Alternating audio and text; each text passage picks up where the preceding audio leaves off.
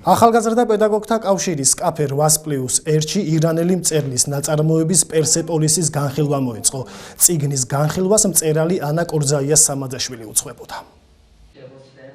მწერალმა ანა კორზაიას სამადაშვილმა მულტიკულტურულ ლიტერატურულ კაფე 8+1-ში თანამედროვე ირანელი მწერლის მარჯან სატრაპის გრაფიკული რომანი პერსეპოლისი წარმოადგინა. პერსეპოლისი ქართულ ენაზე თარგმნილი პირველი გრაფიკული რომანია, რომელშიც ირანელი მწერალი და მხატვარი მარჯან სატრაპი ილუსტრაციებითა და უშუალო იუმორით სავსე ტექსტით საკუთარ ცხოვრებაზე გვიამბობს და გვიჩვენებს მეამბოხე ირანელი გოგონას ყოფას ისლამისტურ ირანსა და ევროპაში. მარჯანის ბავშვობა ირანის ისტორიის უმნიშვნელოვანეს პერიოდს, შაჰის ჩამოგდებას, ისლამურ რევოლუციასა და ერაყთან ომს ემთხვევა.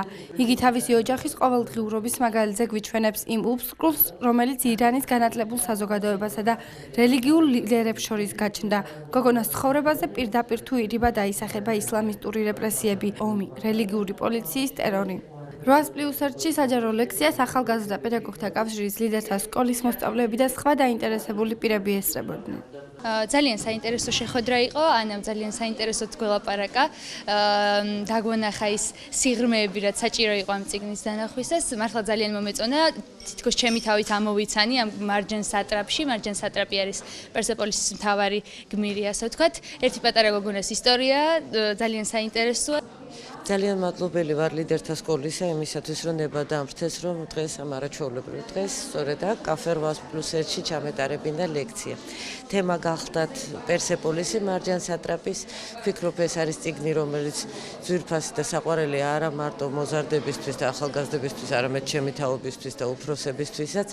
საქმე ის გახლავთ, რომ ის თემები, რომლებსაც ამ შეხვედრის დროს შევეხეთ, ახლობელი და ძალიან მნიშვნელოვანი აღმოჩნდა არა მარტო ჩემთვის, არამედ არაჩვეულებრივი ახალგაზრდებისთვისაც, რომელიც კაფეში შეიკრიბნენ.